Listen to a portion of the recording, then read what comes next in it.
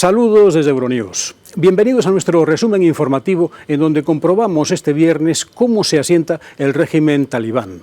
Las manifestaciones se dispersan a tiros, los mismos disparos que ocasionalmente hacen sonar en las entradas al aeropuerto de Kabul.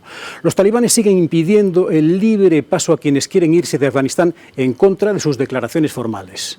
En Venezuela, la oposición concreta. La tendencia se inclina hacia participar en las elecciones locales y regionales del próximo 21 de noviembre. Hay reticencias en Juan Guaidó y ninguna duda en que deben estar en el 2 veces candidato a la presidencia Enrique Capriles, que ve a favor el que 2 de los 5 miembros del Consejo Nacional Electoral son de perfil opositor a Maduro. En Haití aumenta el bloqueo a la distribución de ayuda humanitaria según las zonas y el control que ejercen distintas bandas bien armadas con propósito de rapiña y reventa. Y los fuegos. El avance del incendio en la Costa Azul francesa se ha frenado. Argelia anuncia el fin de los fuegos de los que culpa su vecino Marruecos y continúa la lucha contra el incendio al noroeste de Atenas.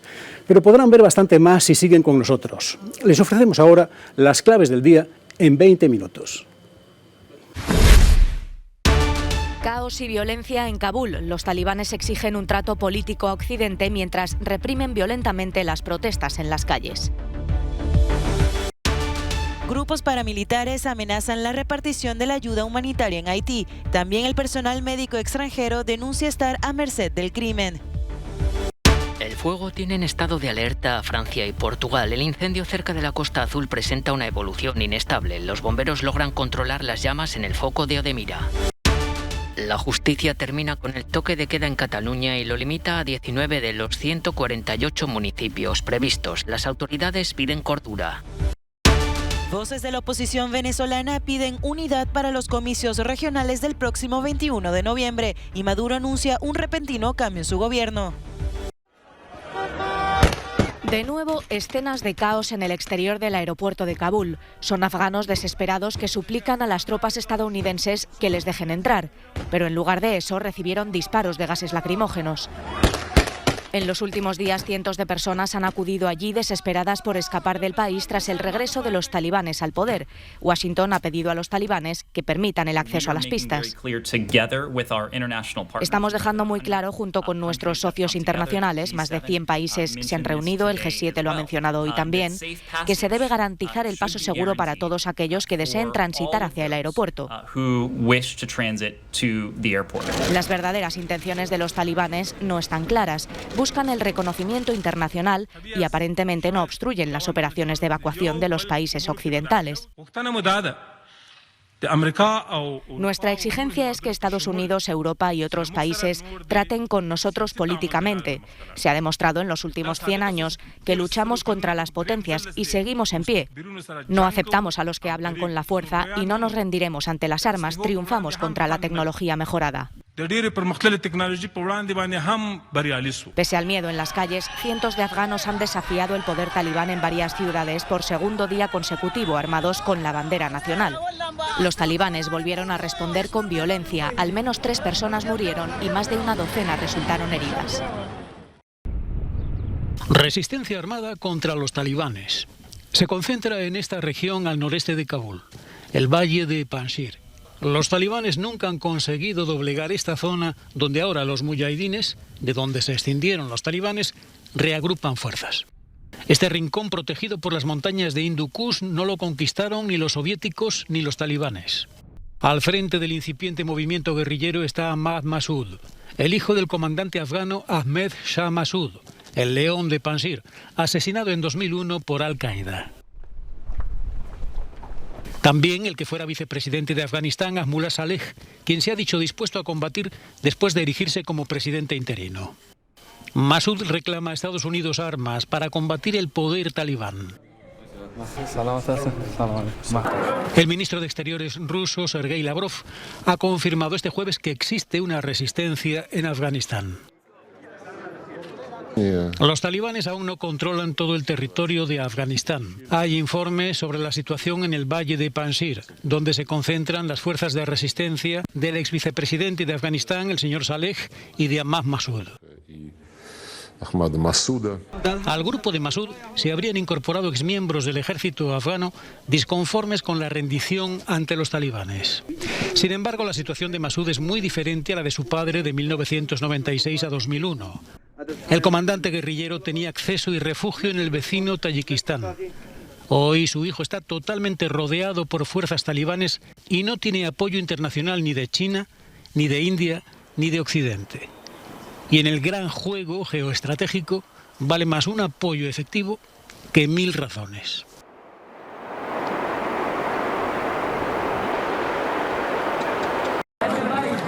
La cuestión no es solo si lograrán salir del país, sino también cómo. Los afganos intentan huir de su país tras la toma del poder de los talibanes, pero con el acceso al aeropuerto de Kabul bloqueado, decenas de miles se han aventurado a cruzar las fronteras hacia Pakistán o Irán. La perspectiva de una nueva ola de migrantes ha creado rápidamente divisiones entre los Estados miembros de la UE. Todo el mundo quiere irse. Abrir corredores humanitarios no es fácil, ya que implicaría entrar en negociaciones con los talibanes, lo que significa darles reconocimiento político, y muchos países no quieren hacerlo. Eso explica que haya posturas diplomáticas contradictorias sobre el tema. La canciller alemana Angela Merkel dijo recientemente que Occidente debería proporcionar ayuda a los países vecinos de Afganistán para ayudarles a hacer frente a la nueva llegada de migrantes. Los países de la Unión Europea temen la llamada crisis de los refugiados de 2015. En aquel entonces fortaleció a la extrema derecha y tuvo un coste electoral demasiado alto para los líderes demócratas liberales. Ahora los países europeos parecen estar muy divididos sobre el tema, desde Víctor Orbán diciendo que no quiere pagar el precio de los errores cometidos por Estados Unidos, hasta los grupos políticos de extrema derecha de Italia que llevan mucho tiempo polemizando en torno a la migración. Según el Instituto Italiano de Estudios Políticos Internacionales, más de 70.000 ciudadanos afganos han sido repatriados desde los países europeos. Human Rights Watch ha pedido que suspendan las repatriaciones forzosas a Afganistán. Algunas personas han aceptado no deportar a la gente a Afganistán, pero literalmente eso es lo mínimo que podrían hacer. Lo que necesitamos es un compromiso firme para ayudar a las evacuaciones y ayudar a los reasentamientos. El reasentamiento no es una cuestión a corto plazo. La gente huye por el refugio inmediato, pero necesitará un lugar donde vivir eventualmente. Según informan los medios de comunicación italianos, Italia, que ostenta la presidencia del G20 este año, considera la posibilidad de organizar una cumbre extraordinaria para debatir la actual crisis en Afganistán.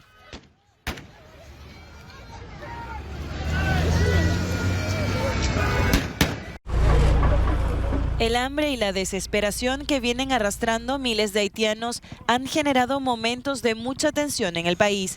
Durante el reparto de comida del Programa Mundial de Alimentos, la policía tuvo que intervenir para que no se desatara el caos.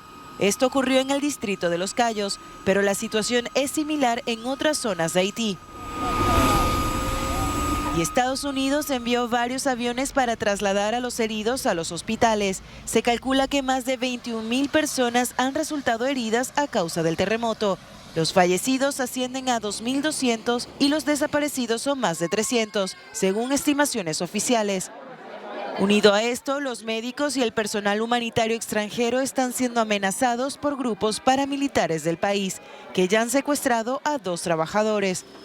Los criminales también controlan las principales rutas de acceso, lo que dificulta la llegada de la ayuda internacional a los hospitales y otras comunidades fuera de la capital. Este jueves, Brasil y Argentina anunciaron que enviarán una misión humanitaria cada uno al país caribeño.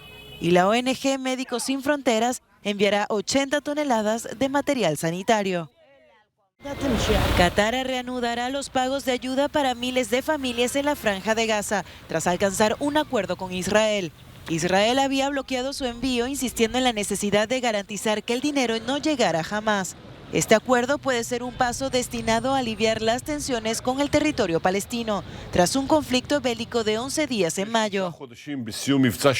Hace 3 meses, al final de la operación Guardián de las Murallas, dije que lo que fue no es lo que será. Desde el punto de vista militar no aceptamos ninguna escalada y trabajamos enérgicamente contra la violación de la soberanía israelí.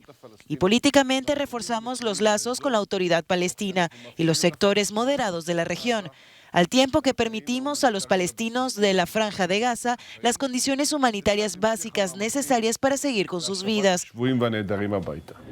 Qatar ha proporcionado cientos de millones de dólares a las familias más pobres de Gaza en los últimos años. Los fondos han sido una fuente clave de estabilidad para el empobrecido territorio, donde el desempleo ronda el 50%.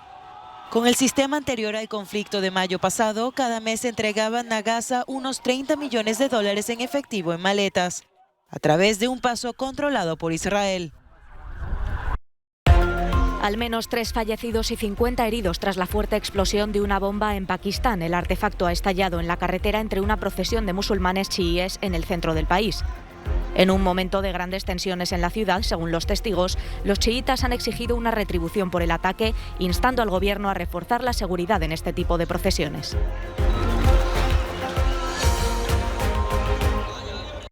Alemania protesta por el clima. Los grupos ecologistas bloquearon las carreteras que llevan al edificio del Ministerio de Alimentación y Agricultura en Berlín. Una acción para exigir al gobierno medidas concretas sobre el clima y que los recursos se utilicen de forma respetuosa con el medio ambiente. Las protestas han tenido lugar durante toda la semana y en ellas participan más de 50 grupos de acción por el clima, cuando solo faltan 6 semanas para las elecciones federales.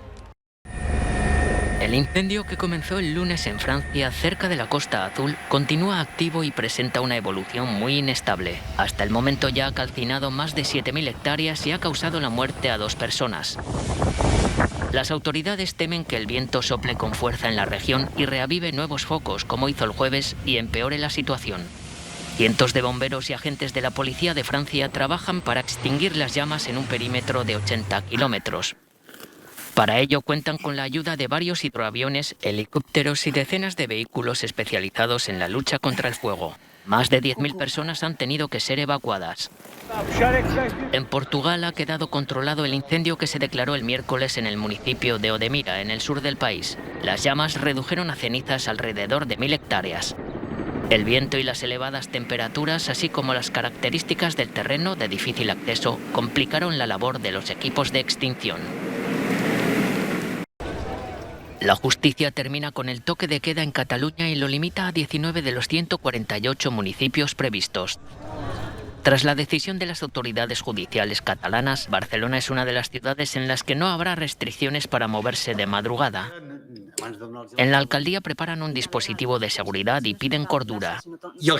Lo que hace falta es apelar al civismo de la población. Los datos sanitarios han mejorado, pero seguimos teniendo la pandemia presente.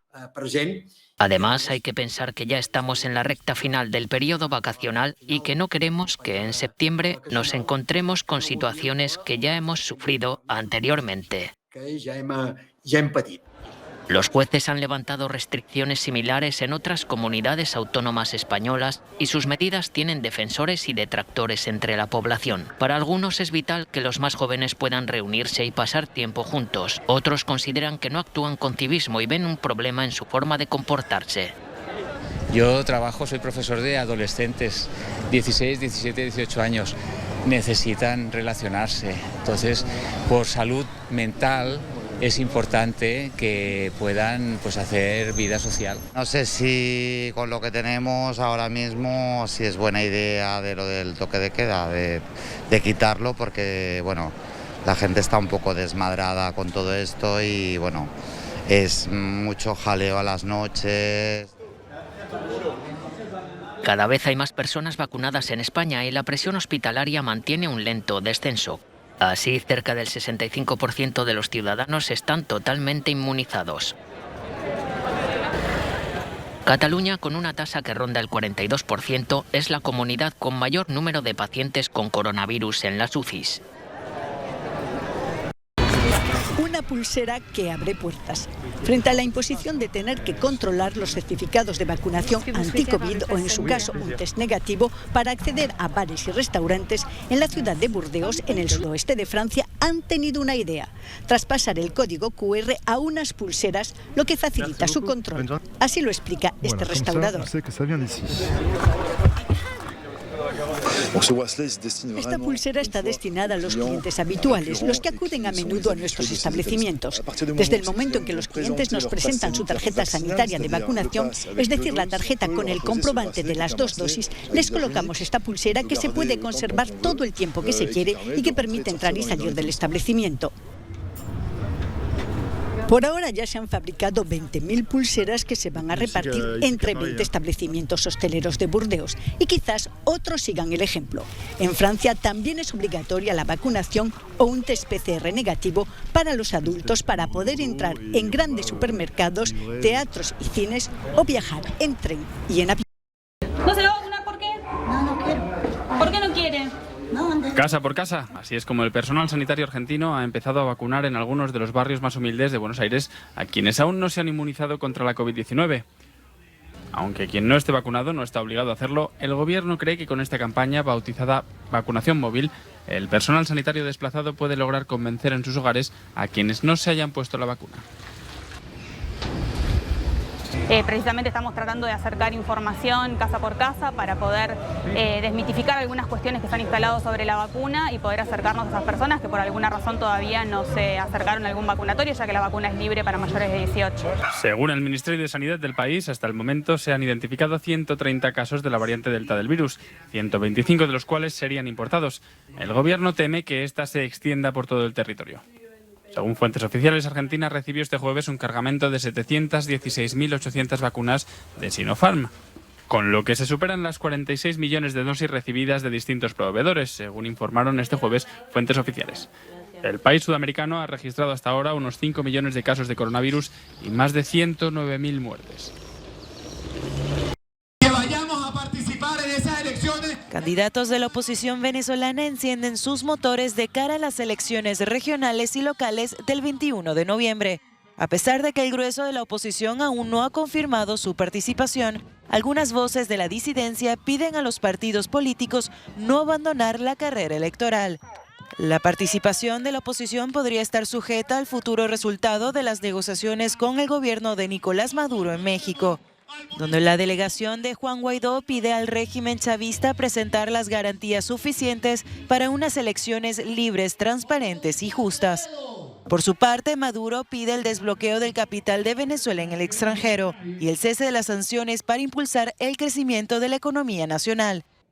En esa misma línea, el mandatario ha realizado una reforma inesperada dentro de su gabinete. A través de Twitter informó que el embajador en China, Félix Plasencia, sustituirá a Jorge Arriaza como ministro de Relaciones Exteriores y este pasará al Ministerio de Industrias y Producción Nacional, un sector de prioridad para Maduro y que se encuentra muy presente en el diálogo con la oposición, que continuará el 3 de septiembre. Amenaza de bomba en torno al Capitolio en Washington este jueves. Un hombre identificado como Floyd Ray Roseberry y procedente de Carolina del Norte estacionó una camioneta frente a la biblioteca del Congreso e informó a un policía del lugar que tenía una bomba, lo que llevó a evacuar los edificios cercanos y a acordonar la zona. Finalmente el hombre se rindió tras 4 horas de negociaciones y fue detenido sin incidentes. La policía detectó un recipiente de gas propano en su vehículo y otros objetos que calificó de preocupantes. El individuo que exigía la renuncia del presidente Joe Biden tenía al parecer problemas familiares. La capital de Estados Unidos está estos días sin sus legisladores, que están de vacaciones hasta la próxima semana. Grace pierde fuerza. El huracán Grace se degradó este jueves a tormenta tropical a su paso por la península de Yucatán. En la madrugada del jueves tocó tierra en el este de México con fuertes vientos y lluvias. Entró por la localidad caribeña de Tulum con vientos máximos sostenidos de 130 kilómetros por hora. Grace tocará tierra mexicana por segunda vez este viernes por la noche o el sábado de madrugada. Se mantiene el estado de alerta desde Puerto Veracruz hasta Cabo Rojo y aviso de tormenta para la costa continental mexicana hasta Barra del Tordo. Hay previsión de reintensificación cuando alcance el Golfo de México. El gobierno mexicano desplegó centenares de soldados del ejército y marinos en el sureste del país. En lo que va de año se han formado 8 tormentas tropicales en el Atlántico. De ellas, solo Elsa y Grace han sido huracanes. Datan del siglo V a.C. y han sido hallados en Bandirna, al noroeste de Turquía, en lo que era la antigua ciudad de Dastilio. Se trata de unos impresionantes relieves en los que se narran acontecimientos de las guerras médicas entre griegos y persas. Según los arqueólogos, estos relieves fueron probablemente esculpidos con fines propagandísticos durante los famosos conflictos entre el Imperio Aqueménida y las polis del mundo helénico. Las figuras que aparecen en los relieves representan a soldados griegos luchando contra persas que van a caballo, explica el jefe de las excavaciones, Kan Iren, que está al frente de un equipo de 30 personas. Los soldados griegos aparecen representados bajo los cascos de los caballos persas. Creemos que se trata de una escena propagandística bajo el pretexto de la guerra. Así que sí, los relieves versan sobre las guerras entre persas y griegos. No ha sido este el único hallazgo relevante del lugar. A lo largo de este año ha sido también desenterrado parte de una enorme muralla de piedra y ladrillos de barro que data del siglo VIII a.C. La muralla, hasta el momento de 40 metros de longitud, alcanza en algunos puntos los 4 metros de altura, aunque se cree que pudo llegar hasta los 8. Una trabajada y eficiente construcción que se remontaría a la potente y peculiar civilización frigia. El equipo arqueológico confiesa que el posterior descubrimiento de los relieves aún sigue sorprendiéndoles. Sin duda, uno de los grandes logros arqueológicos del año. Fellini sigue vivo en Rimini. La localidad italiana que le vio nacer ha abierto un museo dedicado al cineasta que ha inspirado muchas de las grandes obras del cine con sus extrañas tramas y su humor a veces arriesgado. Autor de películas como La Strada, La Dolce Vita y 8 y medio, Federico Fellini murió en Roma de un ataque al corazón en 1993.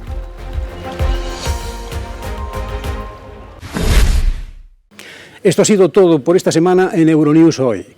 Pueden seguir nuestra programación las 24 horas del día y nuestras noticias también en YouTube.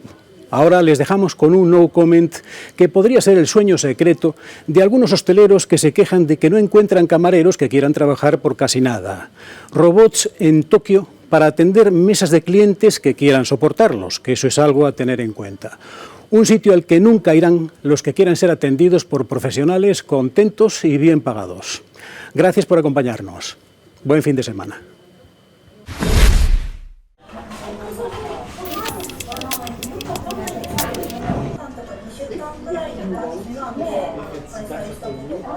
Hello.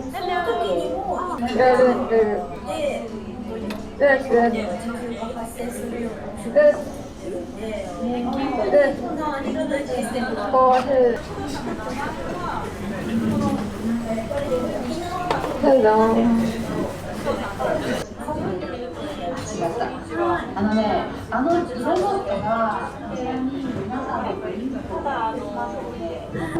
ご注文のお飲み物をお持ちいたしました。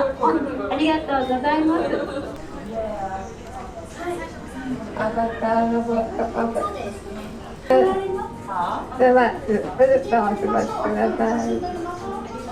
種類が違いまして、もう5メートルとか10メートルあるのが私の場合だったので、そこら辺の軽トラとかも品川ナンバーが走ってる。タブレットにメニューの方からしていただいて、ちょっとここでこんにちは、いらっしゃいませ。ありがとう。ありがとうございます。ありがとう。ちょっとやばいよ。閉めたらそれだった方がいい。失礼します。失礼します。